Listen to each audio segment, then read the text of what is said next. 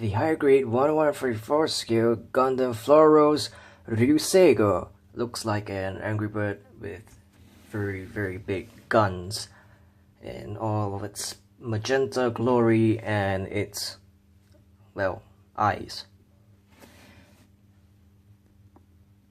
The design certainly is interesting, so do I regret getting this kit? Not at all. And yes, you can position the railguns level, pointed straight ahead, depending on how you choose to position the shoulders and work with the torso as well.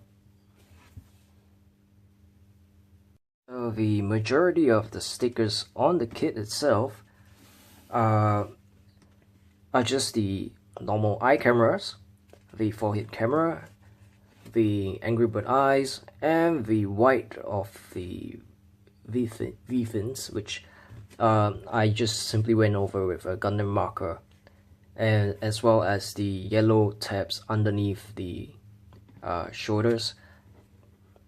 So as you can see, I haven't used all of the stickers here.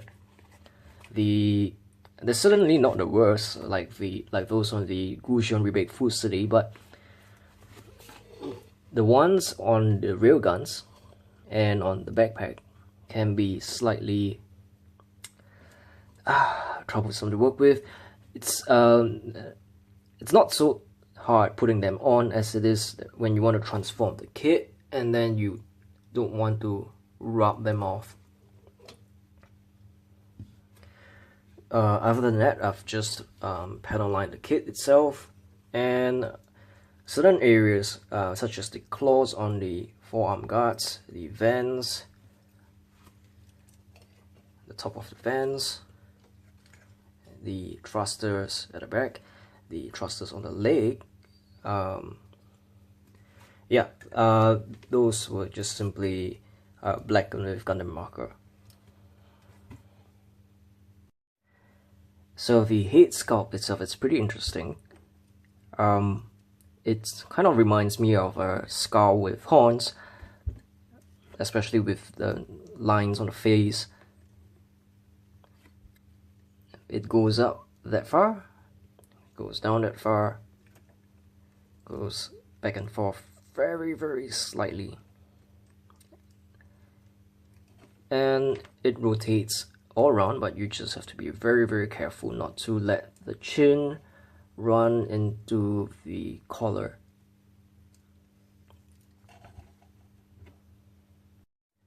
The arm articulation is fairly similar to the Babatos. The side piece of the shoulder armor can be lifted up. The shoulder armor itself is on a separate piece, and there is a joint which connects to the torso, as well as a hinge piece in the shoulder. There is a bicep swivel, a okay elbow band, I guess, normal ball joint for the wrist. Now, the weakest joint would be the ab crunch. It's not so bad that it flops on its own, but once you have the backpack on, it's pretty heavy, so it tends to lean back. Other than that, there's a ball joint for the waist, which goes 360.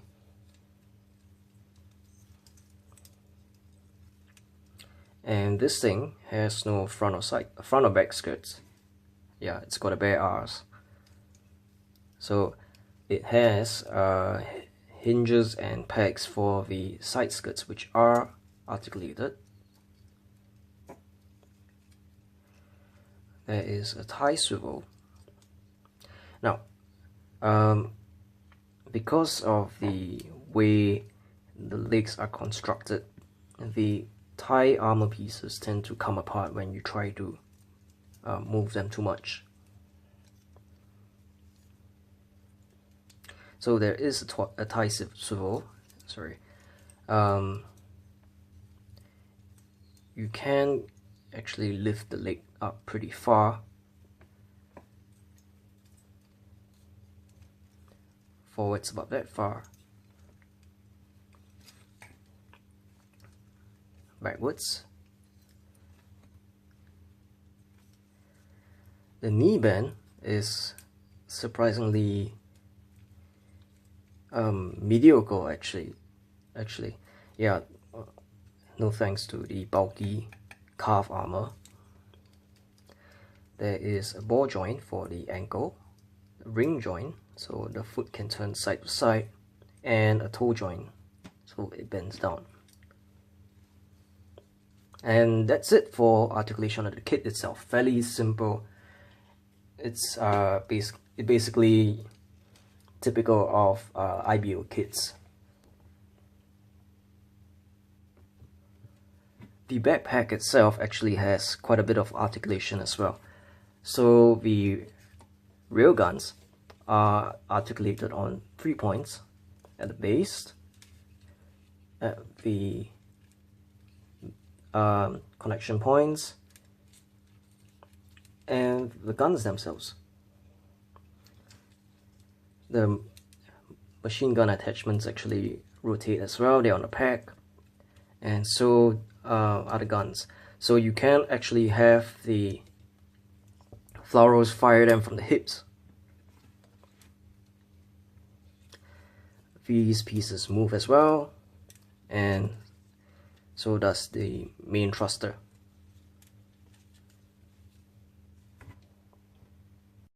So here's the Flauros, all guns blazing, with its machine guns firing from the hips.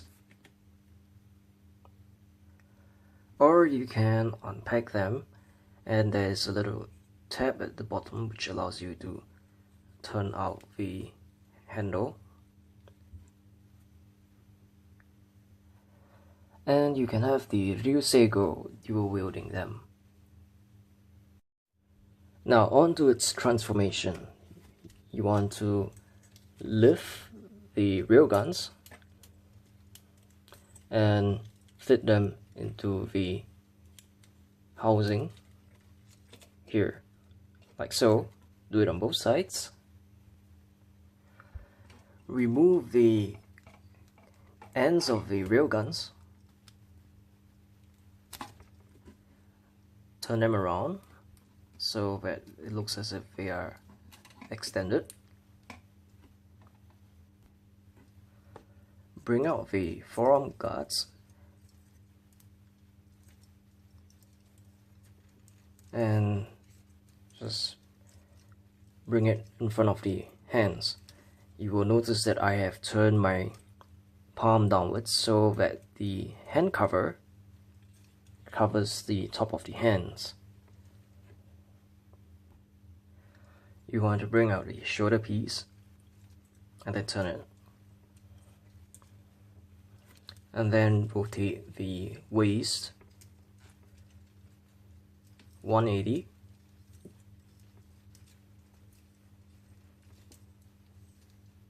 and just bend the legs down.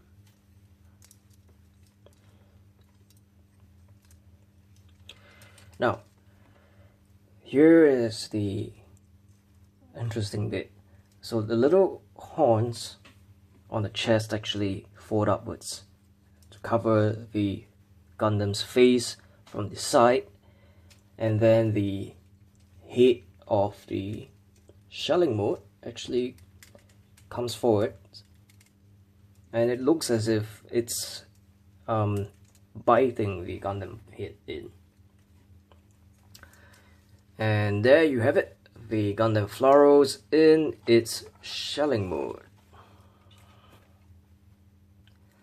You may have to adjust the arms and legs slightly so that the railguns point forwards, and it's not such a bad look actually. So this is basically its shelling mode, its artillery siege mode, so it can bombard the enemy with its railguns from a further distance and with greater stability thanks to its forelimbs. So it doesn't actually run around in this mode, like the Gaia Gundam in Gundam Sea Destiny. But yeah, so its main mode of transportation is actually its Gundam mode, where it can make use of all its thrusters.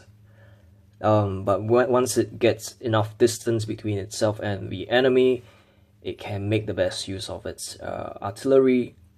That's it. Apparently, according to the Gundam Wiki, this kit actually uses such high caliber rounds that they were actually banned during the Calamity War because of their ability to pierce nano-laminate armor. So if the Flauros had been closer to the Hashmal, its rounds would have been able to damage the mobile armor. Unfortunately, due to the Alea Vichnana system, which has a limiter on its user to prevent them from pushing themselves too far, the Flauros and the Gushan Rebate Fusari could not get close enough. Only Mika and his Barbatos Loopers were able to close in enough to take out the Hashmal, which basically proves how much of a beast Mika is. But, as we all know, greatness comes with its price. Have I mentioned how much I loved artillery? So here's the Flauros next to the Vertbuster, which, one thing I will say, the Vertbuster actually has articulation on its top cannons, which actually allow it side-to-side posability, which the Flauros does not have. I wish it did, but I am pretty happy with how both kits turn out, so no regrets. So what would be interesting now would be, imagine a death battle between these two kits. So the Vertbuster has its variable phase shift armor, the Flauros has its nano-laminate armor, Flauros has its railguns, its machine guns, and the Vertbuster here has one railgun, one beam shotgun, I think, and two beam rifles. And the Vertbuster has its full burst mode, and the Flauros has its shelling mode. Who would win? Let me know. Better yet, imagine them working side by side. Think of how much Daka that they would actually rack up. I guess the only two suits that would actually outgun them in terms of just sheer firepower would actually be the full armored Unicorn Gundam and the Gundam Heavy Arms Custom. Well, one advantage that the Ryusei-Go and the Vertbuster would have over the other two kits would be their range, so they can simply stay at a distance and call down the rain. With that, this review is done, and I will see you soon.